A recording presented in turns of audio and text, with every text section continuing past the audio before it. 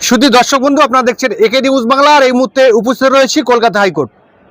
চাঞ্চল্যকর খবর, বাংলাদেশের নাগরিক অরিজিৎ সরকার আমার পাশে দাঁড়িয়ে রয়েছেন। তিনি বাংলাদেশেরই একজন মেয়েকে ভালোবেসে বিয়ে করেন। এই বিয়ে করায় পাত্রের বাড়ির লোক জামা হিসেবে এনাকে মেনে নেয়নি।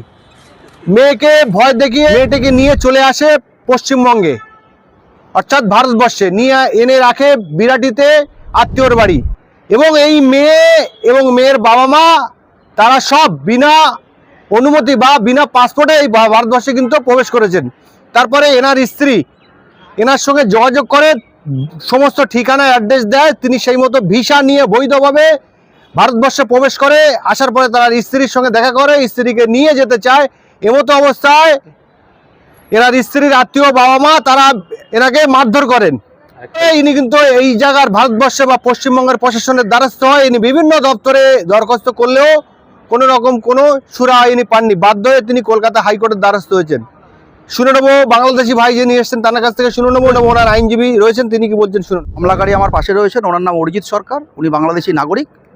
তিনি বাংলাদেশে একটি মেয়ের সাথে প্রেম করে বিয়ে করেন। মেয়েটির বাড়ির অমতে বিয়েটা হওয়ায় বিয়ের প্রথম থেকেই মেয়ের বাড়ির লোক চাইছিল যে মেয়েটিকে কিভাবে আলাদা করা যায়। কিন্তু এরা ওখানে ধর্মমতে বিয়ে করেন, পরবর্তীকালে সেটা নোটারাইজ করেন আদালতে গিয়ে। কিন্তু মেয়ের বাবা মা এটা মেনে নিতে পারেনি। বিয়ের 1 মাস পর মেয়েকে ওরা জোর করে বিভিন্ন রকম ভয় দেখিয়ে বাংলাদেশ থেকে কাঁটাতার পেরিয়ে অবৈধভাবে ভারতে নিয়ে আসে, কোনো রকম কোনো বৈধ নথি ছাড়া, পাসপোর্ট ভিসা ছাড়া।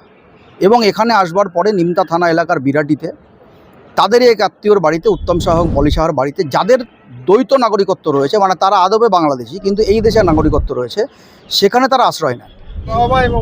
মেয়ের বাবা মা এবং মেয়েটি কোনোরকমভাবে ফোন নিয়ে তার স্বামীকে জানায় যে আমাকে কলকাতায় নিয়ে এসছে, এখানে আমার উপর টর্চার হচ্ছে, নিয়মিত মারধর করা হচ্ছে, তুমি আমাকে এসে এখান থেকে উদ্ধার করো। সেই মতো তার স্বামী পাসপোর্ট ভিসা তৈরি করেন। ভারতে জানুয়ারির 3 তারিখে ভারতে প্রবেশ করে। কলকাতায় আসবার পর 4 জানুয়ারি মেয়েটি যে ঠিকানা দিয়েছিল সেই ঠিকানায় তার স্ত্রীকে সে আনতে যায়। যখন সেই স্ত্রীকে আনতে যায় এবং স্ত্রী বাড়ি থেকে বেরিয়ে আসে, তখন তার পরিবারের লোকেরা, মানে স্ত্রীর পরিবারের লোকেরা এই স্বামীকে বেধড়ক মারধর করে।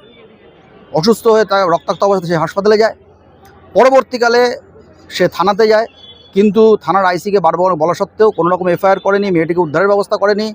এই যে অবৈধভাবে এই দেশে এলো তার কোনো ব্যবস্থা নেয়নি। পরবর্তীকালে উনি ডিসিকে জানান, সিপিকে জানান, ব্যারাকপুর কমিশনারেটের সিপিকে জানান, ইন্টেলিজেন্স ব্যুরোর এডিজিকে জানান, সিআইডির ডিআইজি অপারেশনসকে জানান, মানে সর্বস্তরের প্রশাসনের সর্বস্তরে জানানো হয়, কিন্তু প্রশাসন কোনো কর্ণপাত করেনি।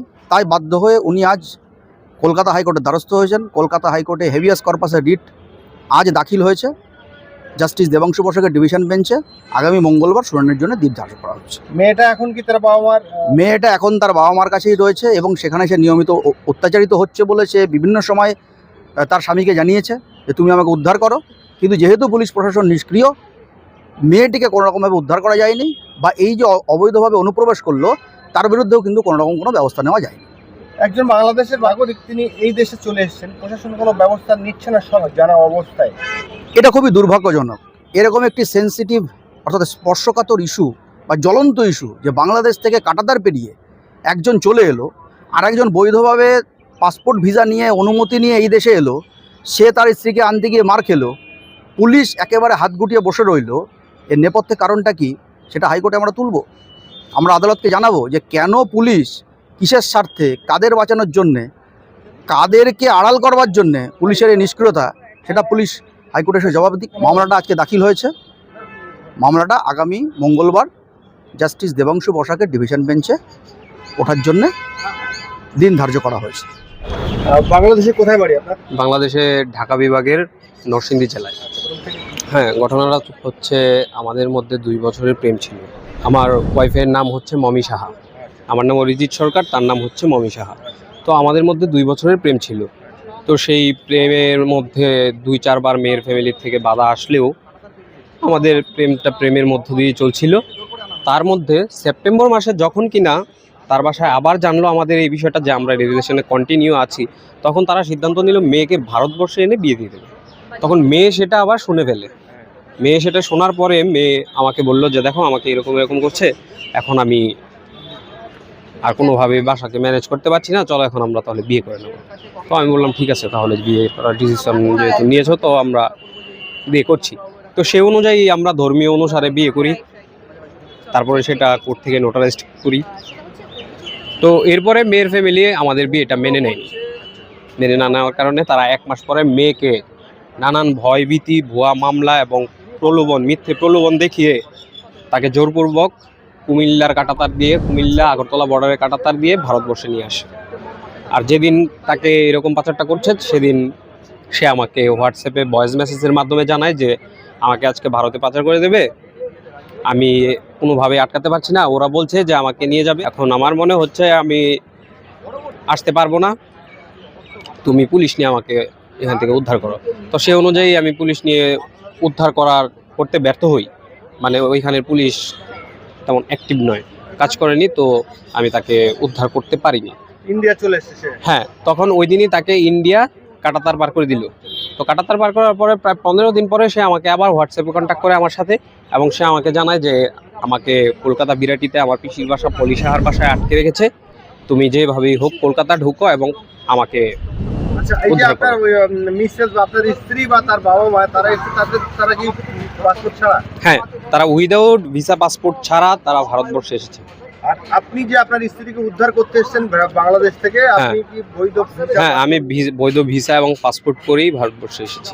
তো এসে আমি যখন তাকে উদ্ধার করতে গেলাম, মানে আমার ওয়াইফকে আমি নিয়ে আসতে গেলাম যখন বিরাটিতে, তখন সে বাসা থেকে বের হওয়ার পর তাকে নিয়ে আমি যখন গাড়িতে উঠবো তখন তার ফ্যামিলি আবার জোরপূর্বক বাধা দেয় এবং জোরপূর্বক মেয়েকে আবার সেখান থেকে রিকশায় তুলে করে নিয়ে বাসায় চলে যায় এবং আমাকে তাদের পরিবার পলি সাহা, উত্তম সাহা এবং পলি সাহা, উত্তম সাহার ছেলে রাজ সাহা সুর, তারপরে হচ্ছে মেয়ের বাবা রাজু সাহা, মেয়ের মা মুক্তা সাহা এবং তাদের আরও অন্যান্য রিলেটিভসরা আমাকে ধরে মারধর করে।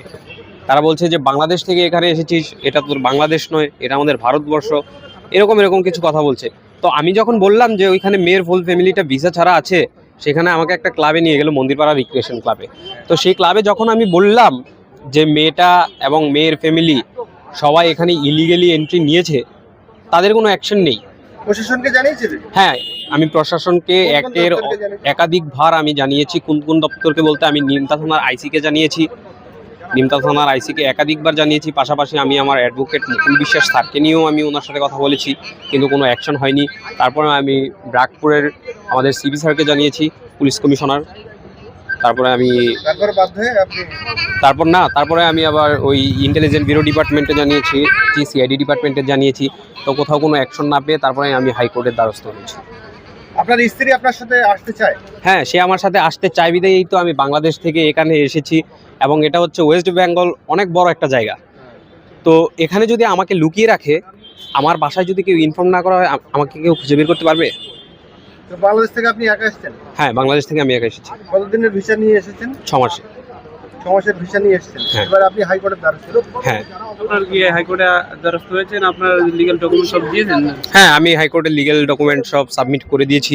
পাশাপাশি আমি এখানে তাদের যে দ্বৈত নাগরিকত্ব, আপনি যে বলছেন যে কাঁটাতার বেড়া পার হয়েছে, আপনার স্ত্রীও বেড়া পার হয়েছে। হ্যাঁ, সেও কাঁটাতার বেরিয়ে ভারতে প্রবেশ করেছে, কিন্তু এর মানে তো সে ইচ্ছাকৃতভাবে আসেনি। সে যেহেতু ভিকটিম, তাকে জোরপূর্বক নিয়ে এসেছে, তো সেই ক্ষেত্রে তার ক্ষেত্রে আইন হয়তো সহনীয় হবে। আচ্ছা, কারণ সে তো victim। আপনার যে শ্বশুর বা আপনার স্ত্রী বা আপনার শাশুড়ি যে চলে এসেছে, পশ্চিমবঙ্গে চলে এসেছে, ওদের বাংলাদেশে বাড়ি ঘর তো সব আছে? হ্যাঁ, আছে। এখানে রিলেটিভ সেখানে তার মেয়ের দাদু দিদা তারাও আছেন, মেয়ের কাকার থেকে শুরু করে ফুল ফ্যামিলি ওইখানে আছেন, শুধু তারা এখানে চলে এসেছে। আপনার স্ত্রীর ওই যে আপনার শ্বশুর শাশুড়ি রিলেটিভরা এখানে থাকে না? আপনার তো ওগুলো জোটপূর্ব যারা করছে তারা তার রিলেটিভ? হ্যাঁ, জোরপূর্বক যারা কিনা এখানে জোটটা দেখাচ্ছে তারা হচ্ছে মেয়ের পিসি এবং পিসা। আচ্ছা, আপনি এখন কি হাইকোর্টের দ্বারস্থ হয়ে কি চান আপনি? আমি হাইকোর্টের দ্বারস্থ হয়ে আমি আমার ওয়াইফকে ফেরত চাচ্ছি। আমি চাচ্ছি তাকে যেন উদ্ধার করা হয় অবিলম্বে, তার নিরাপত্তা যেন নিশ্চিত করা হয়। পাশাপাশি যারা অনুপ্রবেশকারী আছেন তাদের বিরুদ্ধে অ্যাকশন নেওয়া হয়। সে অনুপ্রবেশকারীর ক্ষেত্রে আপনার স্ত্রীও তো অনুপ্রবেশকারী?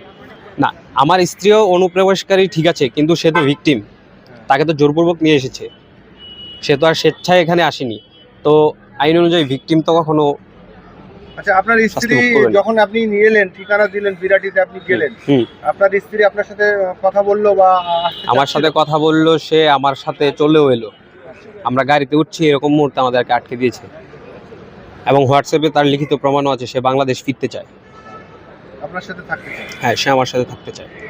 এখানে যেটা আমি তুলে ধরতে চাচ্ছি, মেয়ের যে আত্মীয় স্বজন আছে, মেয়ের পিসি পিসা, তাদের বাংলাদেশের এবং ভারতের দ্বৈত নাগরিকত্ব তো আছে। দু দেশের নাগরিক আছে। হ্যাঁ, কি নাম তাদের? তাদের নাম হচ্ছে পলি সাহা, উত্তম সাহা।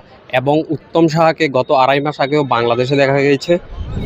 তো আমার কাছে যে খবরটা আছে যে উত্তম সাহাও বিনা ভিসা পাসপোর্টে এখানে 2.5 মাস আগে ঢুকেছে এসআইআর হিয়ারিংয়ের জন্য, এবং সেটা আমাকে আমার স্ত্রী জানিয়েছে।